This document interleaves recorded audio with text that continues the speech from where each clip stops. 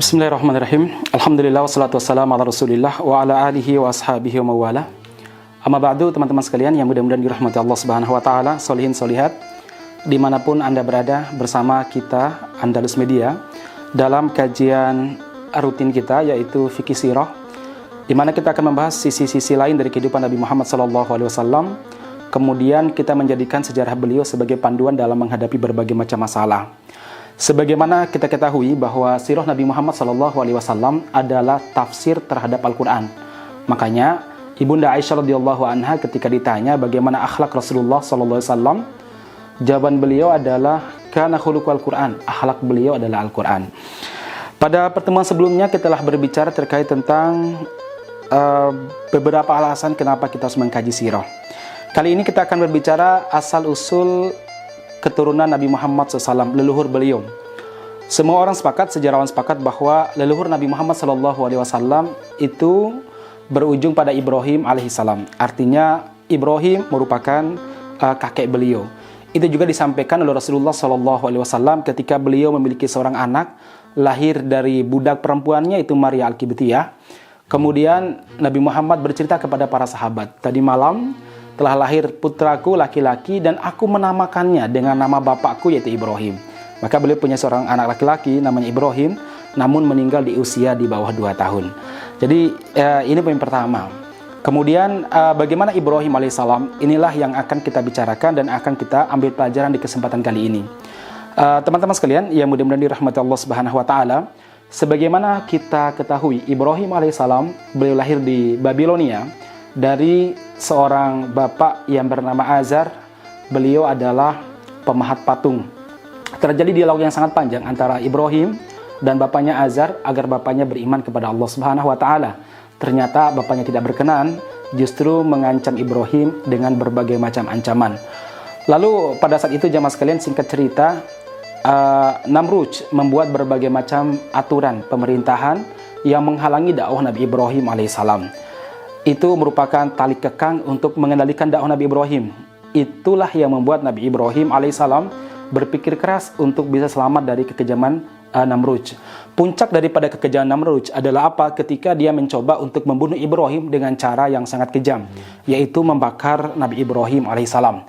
Tapi luar biasa, Allah Subhanahu wa taala memerintahkan api yang membakarnya, kuni barda, hendaklah kamu jadi dingin, wasalama, dan selamatkanlah Ibrahim alaihissalam.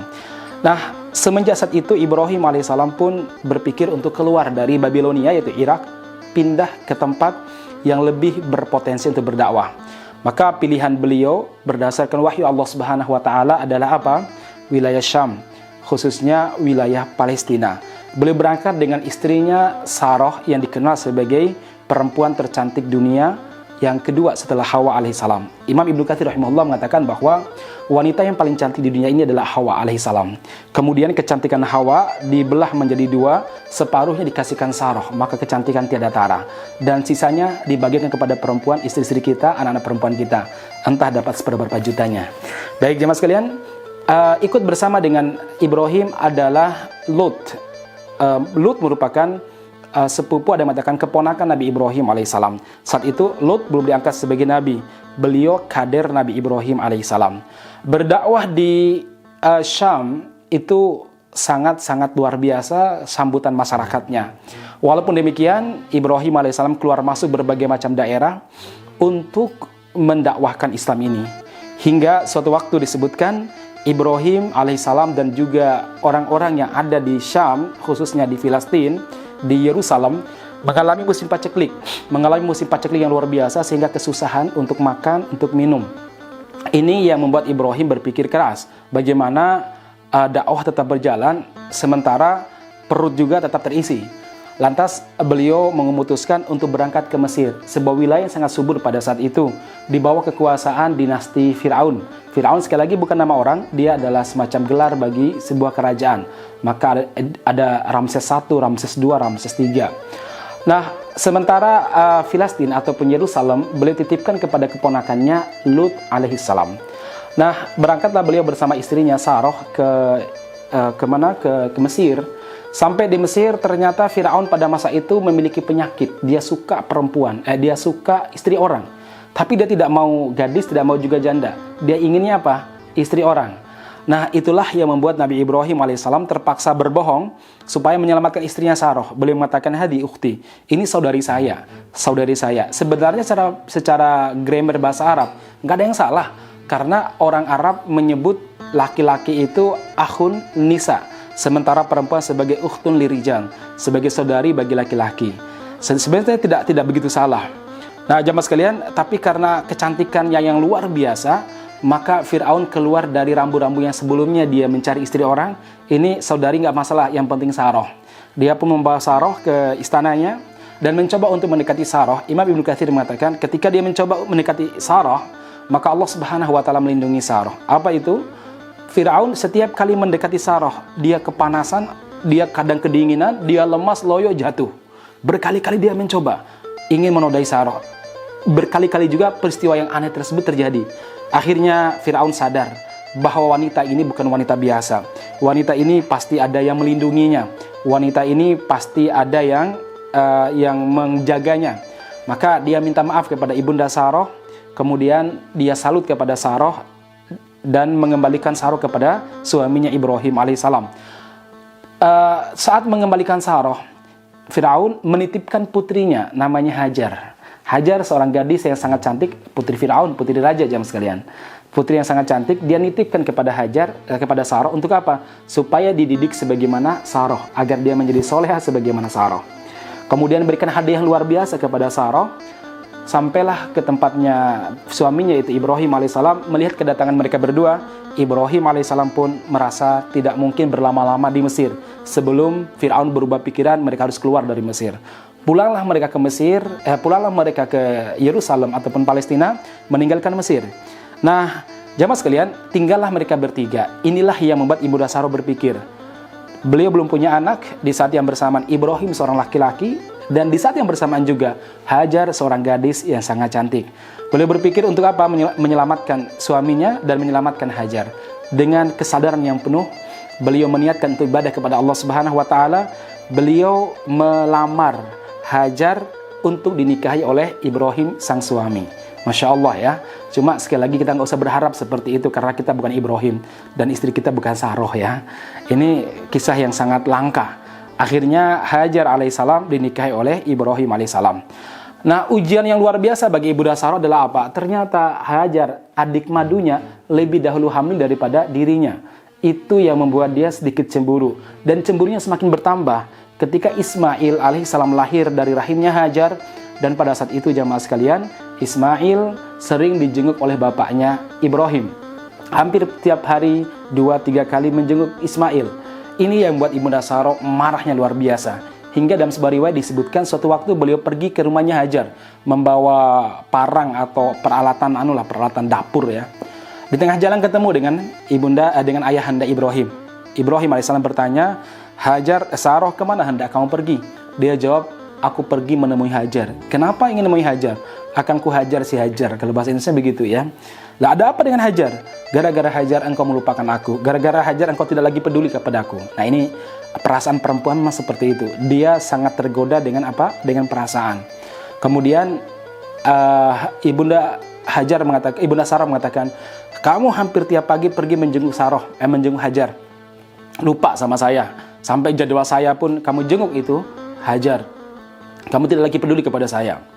Nah, ma'asyiral muslimin, inilah perempuan. Dia butuh diperhatikan dan dipedulikan oleh seorang laki-laki. Harta penting, tapi lebih penting adalah kepedulian juga. Saat kita mendapatkan istri kita minta macam-macam, berikan harapan kepada dia. Kita nggak wajib untuk mewujudkan apa yang dia inginkan, tapi kita punya keharusan untuk memberikan harapan terbaik bagi dia. Ini seorang laki-laki. Nah, jemaah sekalian, ayahanda Ibrahim alaihissalam mengatakan begini, enggak, saya tidak begitu. Saya itu pergi ke rumahnya Hajar untuk menjenguk Ismail. Kemudian jawaban Saroh gimana? Enggak, Ismail hanya sebagai alasan. Kamu pergi ke Hajar, ke rumahnya Hajar untuk menjenguk Hajar. Ismail sebagai alasan. Nah, inilah sebuah kaidah. Walaysa dzakaru kal untha. Perempuan itu tidak sama dengan laki-laki. Laki-laki tidak sama dengan perempuan. Kalau alasan laki-lakinya jelas, ke sana jenguk Ismail. Mbok Ismail katut dijenguk, turut dijenguk ya. Jadi bukan tujuan utama. Ya hanya ikut terjenguk saja. Sementara menurut Sarah tidak. Ismail sebagai alasan, yang dijunjung adalah Hajar.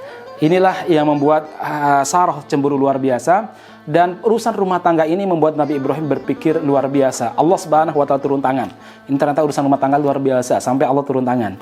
Kemudian Allah Subhanahu wa taala memerintahkan Ibrahim alaihissalam untuk membawa Hajar dan bayinya yang masih merah ke sebuah tempat yang jauh dari Syam, jauh dari Palestina. Kemana tempat tersebut? Biwadin ghairi dzi zar'in inda baitikal muharram, kata Al-Qur'an ya, yaitu sebuah lembah yang tidak ada pepohonan sedikit pun di dekat rumahmu, yaitu Ka'bah yang sangat dihormati.